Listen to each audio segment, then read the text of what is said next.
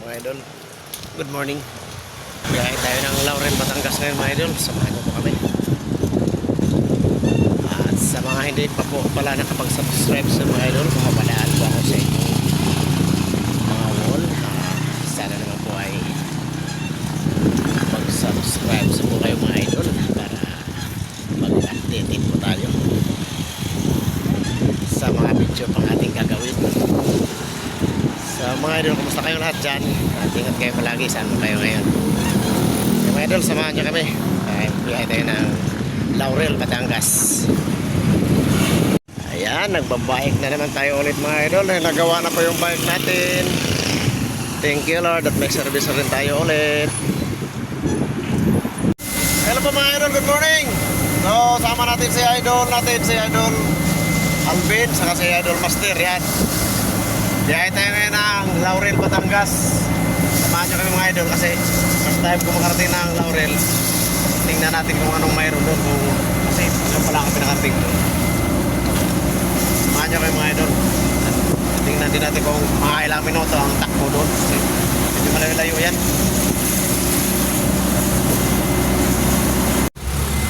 Ito mga idol, pinapaktas natin yung kahabaan ng C5 extension. Palabas tayo ng expressway.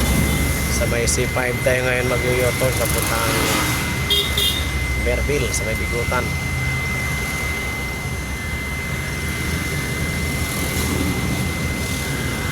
So bali ang dala namin ngayon ay 3 resibo to. Kaya pa kaming pa Quezon City, 2. Sinabay na lang namin, pero galing kami ng Batangas, di na kami uwi ng Paranaque. Diretso na kami ng Quezon City para isang takbuhan lang, kasi konti lang naman, kaya siya sa yung parang airtrain na medyo mas malaki sa airtrain, yung tinatawag na SB, yung dala namin.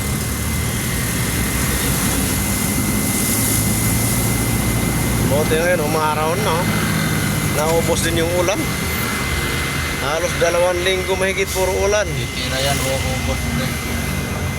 Ulan na naman siguro to ulit. Ano na ako? Baka September. Pero mayroon pa daw natirang bagyo. Almusal ka na. Bagyo kasi nagpapaulan eh. Sana maubos na yung Tapos bagyo ka na na yun. maglaba?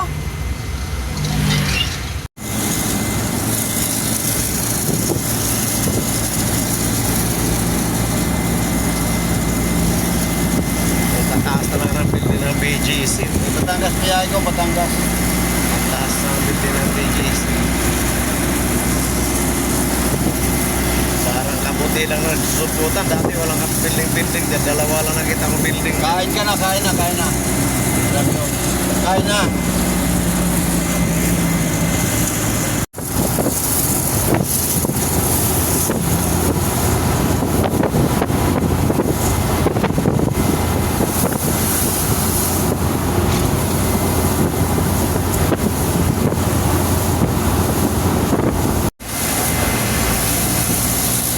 Kalamba, Laguna. Ayan, Kalamba na tayo mga idol. Ayan na, malapit-lapit na tayo sa Laurel.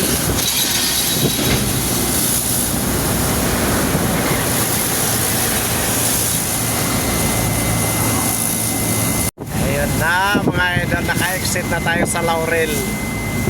Ay sa Tanawan, itong kalsada na ito, papunta na itong Laurel. Ayun o, yung bukid na yun, sa Tagaytay na yun o. Sa likod lang pala siya ng Tagaytay. Sa likod lang ng Taal. So makikita na namin ngayon ang Taal dito sa unahan. Kasi sa dulo ko malayo pa, sa mga mahigit 20 km para tatakbuhin natin.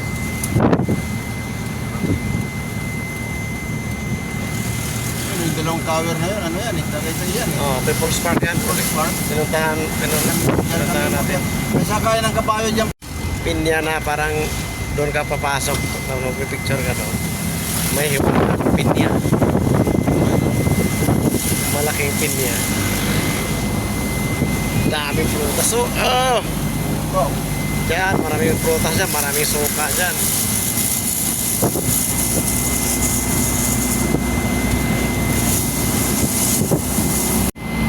Ayan na, palusong na, papunta na tayo sa Bulkang Taal mga idol.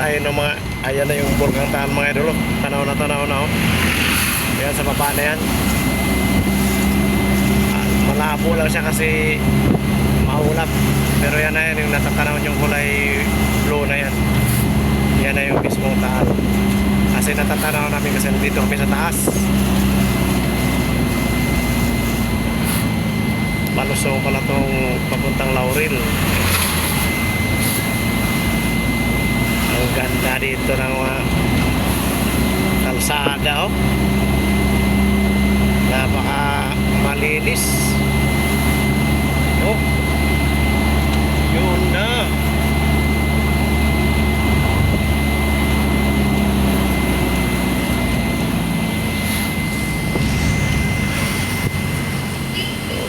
Losong.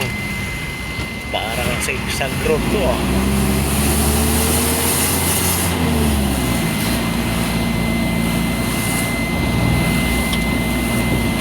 Ganda ng tricycle nila, oh. Mababa. Yan pala uso tricycle dito sa Batangas, mga idol.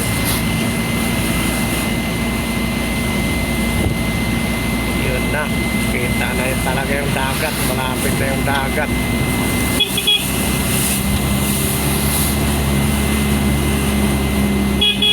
Dagat ba yan, pre? Yung tubig na yan? Yan? Hindi po ba? Nandukan pa yun. Hindi ba? May yung Taal ba? Dagat ba yan o tubig yan? Tagaytay o sa taso. Nasa kabila lang pala. Nasa kabila lang pala tayo ng Tagaytay. Tagaytay o People's Park o taso.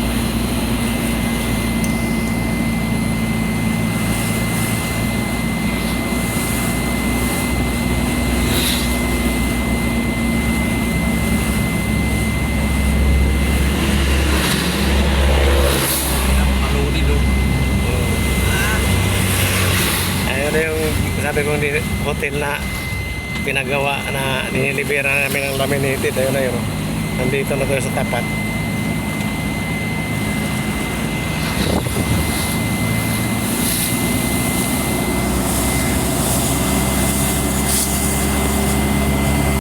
Ayan na mga idol, dagat na pala to dito. Dito na talaga tayo sa Taal, sa gilid na talaga tayo ng dagat. Malayo pala ang Laurel. 2 oras ka may gitna. 2 oras may gitna po na namin mula sa Paranaque. Pag-exit namin ng bayan ng Tanawan, 32 kilometers pa. Grabing layo. Lagpas pa ng ano, lagpas pa ng bayan ng Talisay.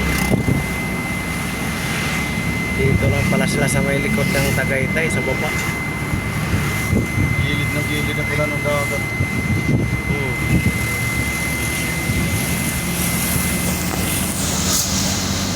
Ayan na yung Tagaytay. Ayan na yung mga building sa Tagaytay, oh. Ayan, oh. Ayan na yung mga condominium. Yan na yan. So, dito na tayo, malapit na ang alaga. Ito, 8. 8 kilometro na lang, 8 kilometro.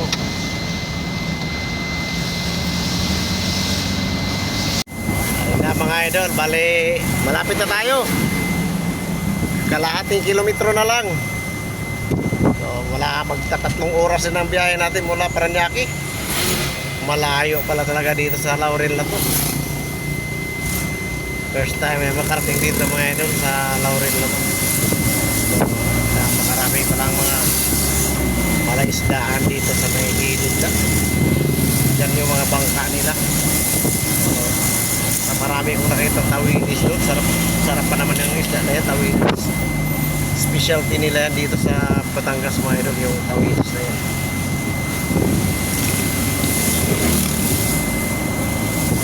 Lapit na tayo.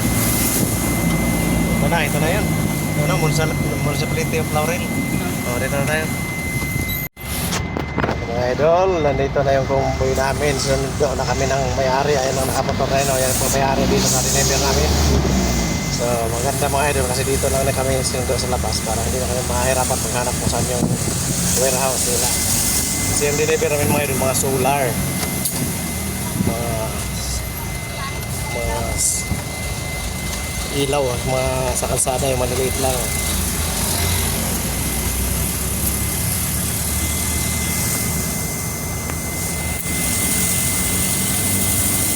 Sa looban pala yung bahay nila, kaya doon na lang kami sinundo sa may labasan.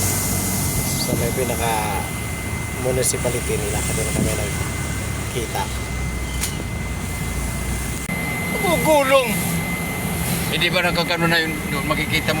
Pag nandun ka sa taas ng Ferris wheel, kaya nakakatakot talaga. Nakakatakot kasi nasa pagitan ng bangin. Yung bangin, yung tatanaw mo. Ewan ko. 8:34 tayo umalis mga idol ngayon, 11:24. Andito na kami pero hindi pa kami nakarating talaga. Malapit-lapit na. So, mga 3 oras talaga ang biyahe.